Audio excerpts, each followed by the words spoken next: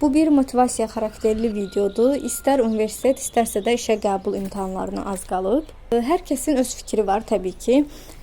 Amma mən düşünürəm ki, yəni ədəbiyyat sevər insanlar adətən təbiəti də sevirlər və təbiətdə vaxt keçirməkdən zövq alırlar. Və çox verilən suallardan biri də budur ki, necə eləyək ki, dərsə özümüzdə həvəs yaradaq. Sənin dərsə o zaman həvəsin yaranar ki, dərs oxumağa bir ehtiyac kimi baxdığında, məcburiyyət deyil, ehtiyac kimi baxdığında, necə ki, yemək yeməsən, yatmasan, dincəlməsən, yaşaya bilmərsən, bunu eyni şəkildə dərsə də tətbiq eləsən, şuur altına bunu yerləşdirsən ki, mən dərs oxumalıyam bugün. İnan mənə, bu zaman daha həvəslə dərs oxuya bilərsən.